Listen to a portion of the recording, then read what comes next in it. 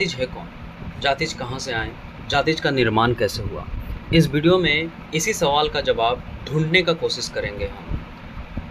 आज के डेट में भी हमें ये देखने को मिलता है और ये सुनने को मिलता है कि ये इंसान इस जाति से बिलोंग करता है, वो इंसान इस जाति से बिलोंग करता है। तो थोड़ा जाने तो आखिर जातिज है कौन, जातिज कहाँ से आया और जातिज का निर्माण कैसे हुआ। दूसरा चीज़, ये टॉपिक अफेयर्स ऑफ जातिज आपके एग्जामिनेशंस के लिए भी, आपके एग्ज़ाम के लिए भी बहुत ज़्यादा इम्पॉर्टेंट हो जाता है, क्योंकि हमेशा आपके एग्ज़ाम में ये पूछा जाता है कि डिस्क्राइब करिए अफेयर्स ऑफ जातिज को। अफेयर्स ऑफ जातिज है क्या, इसको डिस्क्राइब करिए। तो थोड़ा सा समझने की कोशिश करते हैं कि आखिर होता क्या है। देखिए, होता क्या है कि जब हम 700 से 750 एडी की जब हम बात करते हैं, इस टाइम पीरियड की, तो इस समय फॉरेस्ट को, जंगल्स को क्या किया जा रहा था, क्लीन किया जा रहा था। और जंगल्स में जो भी रह रहे थे, जो भी पीपल रह रहे थे, उनको दिक्कत देखने को तो स्वाभाविक है कि मिलेगा, क्योंकि आप जब जंगल में रह रहे हैं तो आप नेचर के हिसाब से एडप्ट कर चुके हैं। आपका हैबिट भी नेचर के हिसाब से ही होगा। आपका नेचर, आप जैसे ही जंगल को काटिएगा, आपका हैबिट में धीरे धीरे चेंज आना चालू हो जाएगा। धीरे धीरे चेंज आना, तो वो तो नेचर के हिसाब से रह रहे थे, उनका हैबिट उसी प्रकार का था। क्या अचानक आप हैबिट को चेंज कर सकते हैं? नहीं कर सकते हैं। तो होता क्या है कि कुछ पीपल स्टे कर गए, वहीं पर रह गए, और कुछ पीपल माइग्रेट कर गए एक जगह से दूसरे जगह। तो जो पीपल माइग्रेट कर गए, अभी उस पे आएंगे हम। जो पीपल, पहले समझ लेते हैं कि जो पीपल रह गए, जो पीपल रहें, वो क्या करेंगे, एग्रीकल्चर करना चालू कर देंगे, क्योंकि उस समय ऑलमोस्ट पीपल क्या कर रहे थे, एग्रीकल्चर पर ही डिपेंड कर रहे थे, और एग्रीकल्चर करना चालू कर देंगे। जब एग्रीकल्चर करना चालू कर देंगे किसी भी लैंड पर, तो उन्हें क्या कहा जाएगा, पीजेंट कहा जाएगा। क्या कहा जाएगा? पीजेंट्स कहा जाएगा। ठीक है। और यही पीजेंट क्या करेंगे, मिलकर ग्रुप्स ऑफ पीजेंट्स का निर्माण करेंगे। क्या करेंगे? ग्रुप्स ऑफ पीजेंट का निर्माण करेंगे। धीरे धीरे समय आगे की तरफ जाएगी, और धीरे धीरे क्या होगा कि मार्केट बनना चालू होगा।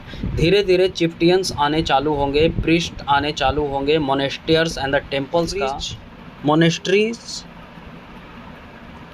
एंड टेम्पल्स का निर्माण होना चालू हो गया। जब ये मोनेस्ट्रीज और टेम्पल्स का निर्माण चालू हो गया, तो ये जितने भी लोग हैं अब एक लार्ज कॉम्प्लेक्स सोसाइटी का हिस्सा बन जाएंगे। किस चीज़ का? लार्ज कॉम्प्लेक्स सोसाइटी का हिस्सा बन जाएंगे।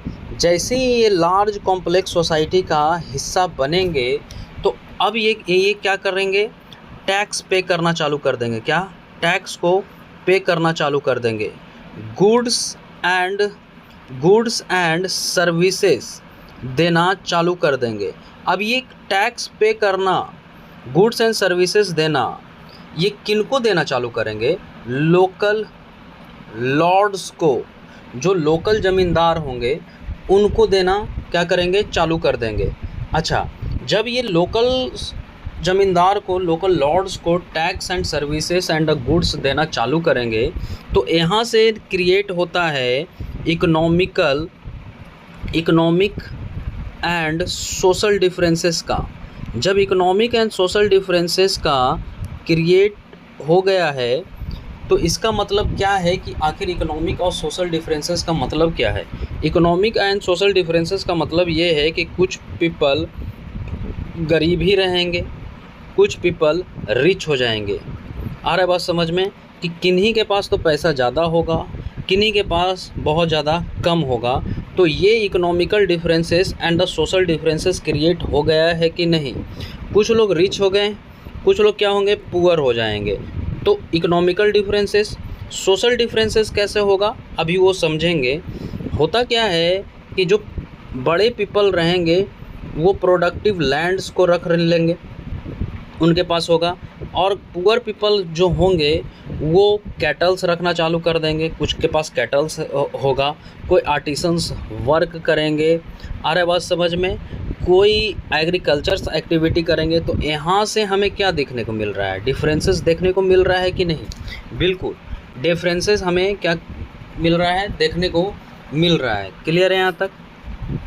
अब देखिए होता क्या है कि जैसे थोड़ा सा सोशल डिफरेंसेस, अगर जब हम ऋग्वेदा की बात करते हैं तो उस समय आखिर हमारा सोसाइटी 4 वर्णा में बटा हुआ था। कितना वर्णा में?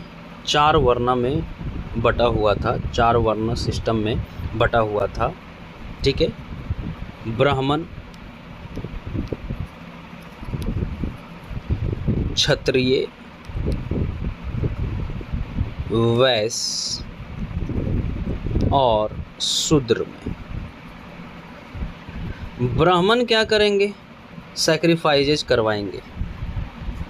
आ रहा है बात समझ में?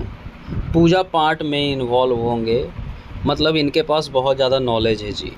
क्षत्रिय क्या करेंगे? ये वॉरियर्स होंगे, लड़ाई झगड़ा करेंगे। वैश्यास क्या करेंगे? एग्रीकल्चर्स में इन्वॉल्व होंगे। और शूद्राज क्या करेंगे? जो सबसे लोअर काम है वो करेंगे। तो आप यहाँ देख रहे हैं कि डिफरेंसेस तो है, सोशल डिफरेंसेस हमें नज़र आ रहा है। ब्राह्मण, क्षत्रिय, वर्णज और शूद्र, तो सोशल डिफरेंस है। जिनके पास हाईएस्ट नॉलेज है वो उनको ब्राह्मण, जो लड़ रहे हैं, जो लड़ेंगे, बैटल करेंगे, वॉरियर हैं, वो क्षत्रिय कहला रहे हैं। जो एग्रीकल्चर उनसे नीचे का काम कर रहा है वो वैश्य हैं, और जो उनसे भी नीचे का काम कर रहा है उन्हें शूद्र। मतलब ये किस चीज़ में बांट दिया गया है? ऑक्यूपेशंस के हिसाब से बांट दिया गया है। किस चीज़ में बांट दिया गया है? ऑक्यूपेशंस के हिसाब से बांट दिया गया है। इसका मतलब ये क्लियर है कि ऋग्वेदिक टाइम में हमें ये देखने को मिला है कि ऑक्यूपेशंस के हिसाब से कोई भी चीज़ को बांटा गया है। किस चीज़ से? ऑक्यूपेशंस के हिसाब से बांटा गया है। मतलब अगर आपका ऑक्यूपेशंस उस समय हाईएस्ट है तो आप हाई क्लास कहलाएंगे, ब्राह्मण कहलाएंगे अगर आपके पास नॉलेज है। अगर आप वॉरियर्स का काम कर रहे हैं तो आप क्षत्रिय कहलाएंगे। अगर आप एग्रीकल्चर का काम कर रहे हैं तो आप वैश्याज कहलाएंगे। और जब उससे लोएस्ट का काम कर रहे हैं तो आप क्या कहलाएंगे? शूद्राज कहलाएंगे। राइट, ऑक्यूपेशंस के हिसाब से। इसका मतलब ये क्लियर है कि ऑक्यूपेशंस के हिसाब से उस समय जाति को मॉडिफाई नहीं किया गया हो, मतलब किया गया होगा। जाति शब्द नहीं आया है उस समय, वर्णा शब्द है। 4 वर्णा, और भी वर्णा को ऑक्यूपेशंस के हिसाब से बांटा गया है कि जिसका ऑक्यूपेशंस उस हिसाब से उस चीज़ को बांटा गया है। इसका मतलब ये क्लियर है कि हम किसी भी तरीके से अगर हम सही काम करें, आगे का मतलब हायर काम करें, अगर हमारे पास नॉलेज उस समय ज़्यादा हो जाए, अगर किसी शूद्राज के पास, किसी वैश्याज के पास नॉलेज बहुत ज़्यादा हो जाए तो वो अपना क्लास स्टेटस तो चेंज कर सकता है। राइट, मतलब इस समय कोई भी चीज़ टेम्पररी वे में था। मतलब इस समय ऑक्यूपेशंस के हिसाब से था और टेम्पररी वे में था। मतलब टेम्पररी हिसाब से आप क्या कर सकते हैं? चेंज कर सकते हैं, अपने रैंक्स को क्या कर सकते हैं? चेंज कर सकते हैं, अप डाउन कर सकते हैं। लेकिन जैसे ही फेज आगे की तरफ बढ़ा, ये जो कास्ट सिस्टम है, ये रैंक सिस्टम है, इसको क्या कर दिया गया? परमानेंट कर दिया गया। क्या करना दिया गया? परमानेंट कर दिया गया। राइट, आज के डेट में हमें ये देखने को मिलता है कि अगर कोई इंसान लोहार के घर में पैदा होता है तो वो कितना भी पढ़ा लिखा रहे वो लोहार ही रहेगा। ठीक है, आज के डेट में देखने को मिलता है कि कोई इंसान कहीं पैदा होता है, जैसे सोनार है तो अगर सोनार में पैदा होता है तो वो सोनार ही रहेगा। राजपूत है तो वो राजपूत ही रहेगा, चाहे उसके पास कितना ही नॉलेज क्यों ना रहे। लेकिन ऋग्वेदिक टाइम में हमें ये देखने को मिलता है कि ये हर चीज़ क्या हो रहा है? टेम्पररी या मॉडिफाई है। अगर आपका नॉलेज ज़्यादा हो रहा है तो आपका रैंक चेंज हो जाएगा। और इस समय देखने को मिल रहा है कि इसी चीज़ को हम क्या कर दिए हैं? परमानेंट कर दिए हैं। और इसी चीज़ को मॉडिफाई होकर इस किस चीज़ का निर्माण कर दिया, जातीज का, और इसी जाति से बहुत सारे सब कास्ट्स निकल गए। राइट, क्लियर है जातीज का कैसे निर्माण हुआ।